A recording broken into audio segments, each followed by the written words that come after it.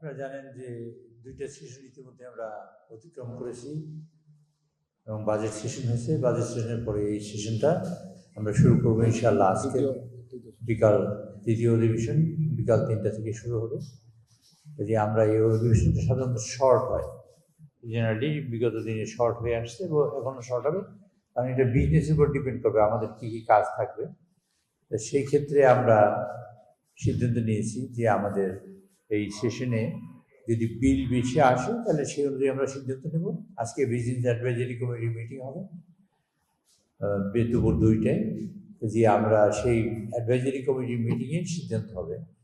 আর এছাড়া যা আসছে, যা আপনারা জানতে চান আমাদের কাছে, সেটা হলো আমরা ইতিমধ্যেই বেশ কয়েকটা বিল হাতে পেয়েছি, যেমন ট্রান্সফার অফ দ্য প্রপার্টি, তারপর গুমের সংক্রান্ত বিষয়ে আইন, তারপরে আপনার আরেকটা কি জানেন, গুম সংক্রান্ত বিষয় আইন, মানবাধিকার সংক্রান্ত বিষয় আইন।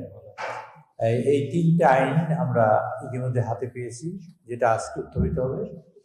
আর আরও 2-3টা আইন আমাদের আসবে, যেটা আমরা হয়তো প্রিপারেশন নেব। সেই অনুযায়ী আমাদের সংসদ কতদিন চলবে সেইটা আমরা কাজ করব। আজকে পার্লামেন্টারি কমিটির মিটিং হয়েছে, মিটিংয়ে সার্বিক বিষয়ে আলোচনা হয়েছে।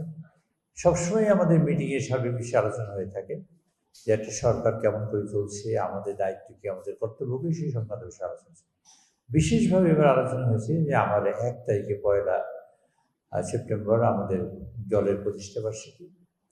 মাননীয় সংসদ সদস্য বৃন্দ যারা সেই সব এলাকায় যান না, যার নিজের স্ব এলাকায়, এবং তারা যে কাজ করবেন সেটা হলো 1 নম্বর যে পতাকা উত্তোলন র্যালি যা আছে, তার মধ্যে ডেভেলপমেন্ট ওয়ার্কের তারা মনিটরিং করবেন। তারা গাছ লাগাবেন, মাছ অবমুক্ত করবেন, এবং অন্যান্য ডেভেলপমেন্ট ওয়ার্ক যা আছেন তা দেখবেন, বৃক্ষরোপণ ইত্যাদি। সেই সব কাজ তিনি করবেন। তারা করে তারপর আবার আমরা ইনশাআল্লাহ আমরা চেষ্টা করবো যে 2 তারিখে বিকাল 4টা বা 4:30টায় পার্লামেন্ট হবে, সেখানে আমরা আসার জন্য। এই থেকে আমাদের 2 দিনের বন্ধ আমরা এই পার্লামেন্টে নেব। এইগুলো মূল কাজ আমাদের এইবার পার্লামেন্টারি কমিটি এসব আলোচনা আছে। আর অন্যান্য সংক্রান্ত বিষয়ে ডিটেইল আলোচনা হয় সবসময় পার্লামেন্টারি কমিটিতে, সব ব্যাপারে আলোচনা হয়, সেই সংক্রান্ত বিষয়ে সব আলোচনা হয়েছে। এই মাননীয় প্রধানমন্ত্রী দ্বিতীয় দিয়েছেন যে এই দেশের গণমানুষকে একত্রিত করে, ঐক্যবদ্ধ করে আমরা যেন মানুষের মধ্যেই যেন আমাদের ভালোবাসাটা থাকে, মানুষ যেন বিশ্বাস করে তাদের সরকার এই সরকার এসছে এবং তাদের সরকার সকল সমস্যার সমাধানের জন্য চেষ্টা করছে। আমাদের সংসদীয় কমিটিতে সব ব্যাপারেই আলোচনা হয়। আমরা যখন আলোচনা করি তখন মাননীয় প্রধানমন্ত্রী বা স্বরাষ্ট্রমন্ত্রী যখন কোনো প্রশ্ন থাকলে সব উত্তর করে। কাজে আমাদের যেসব সমস্যা আসে, যেসব সমস্যা তার সমাধানের যেসব পথ আছে সেগুলো আমরা চেষ্টা করি, আলোচনা করি। এগুলো সার্বিক বিষয়ে আলোচনা হয় পার্লামেন্টে। এই বিষয়টা পরিষ্কার করা দরকার বলে আমি মনে করি। আপনার প্রশ্ন করতে হবে না। আপনাদের জানার জন্য বলি, গত 55 বছরের ইতিহাসে সংসদে বিরোধী দলের কোন নেতা সভাপতির পদ ছিলেন না। একমাত্র কমিটি পাবলিক অ্যাফেয়ার্স কমিটি, এই কমিটি ছাড়া আর কোনো পদে ছিলেন না। এটা আপনাদের পরিষ্কার হওয়ার জন্য। আপনারা শুনতে পাচ্ছেন তো? আমার কথা শুনলেন আপনারা? এই যে আপনার দৃষ্টি আকর্ষণ করি, গত 55 বছরে বিরোধী দল থেকে কোনো সদস্য সভাপতি পদ অলঙ্কৃত করেন নাই, একমাত্র পাবলিক অ্যাফেয়ার্স কমিটি ছাড়া। এবং পাবলিক অ্যাফেয়ার্স কমিটি যে করেছেন সেটা আমাদের মরহুম রাষ্ট্রপতি জিয়াউর রহমান সাহেব করেছেন। কাজে আমরা বিরোধী দলের যে একটা একটা ভাইব তৈরি করার চেষ্টা হচ্ছে, সেই সব ব্যাপারে আপনারা কেয়ারফুল থাকবেন। আপনারা সাংবাদিকদের একটা অনুরোধ করেছি, এই দেশে গণতন্ত্র যদি ধ্বংস হয়, আমি মনে করি না আমি একটা ধ্বংস হবে, মনে করেন না জামাতের লোক ধ্বংস হবে, আপনারা ধ্বংস হবে। আপনাদের ভবিষ্যৎ জেনারেশনের কথা চিন্তা করে গণতন্ত্র যাতে প্রতিষ্ঠিত হয় সে ব্যাপারে আপনারা পড়াতে হবে। কারণ আমাদের সংসদীয় কমিটিতে আমরা যদি জুলাই সনদ বাস্তবায়ন করি তাহলে সেই ক্ষেত্রে যে আমাদের সিদ্ধান্ত আছে যে বিরোধী দল থেকে আমরা 10 জন সদস্য সভাপতির পদ। আমরা জুলাই সনদের ধারে কাছে যেতে পারিনি। আমরা সেটা বাস্তবায়ন করতে চাই, সেটা আইন করতে চাই, সংবিধান সংশোধন করতে চাই। তার জন্য আমরা কমিটি করেছি। আমরা খুব সঙ্গত কারণে প্রত্যাশা করি বিরোধী দল থেকে যে 5 জন আসার কথা তারা অনতিবিলম্বেই 5 জনের নাম দেবেন।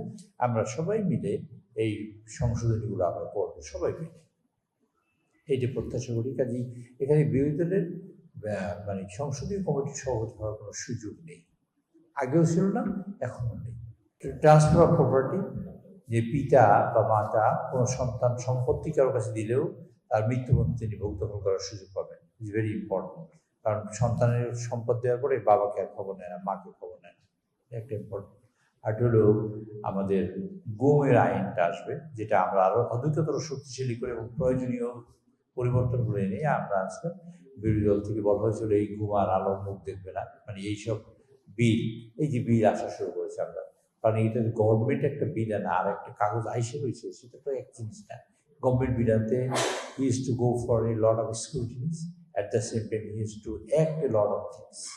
সেই সব করে টুরে যেটা একটু রিয়েলি রিলায়েবল এবং মানে বাস্তবায়নযোগ্য কেমন সেরকম করেই গভর্নমেন্ট বিল আছে, গুমের বিল আছে।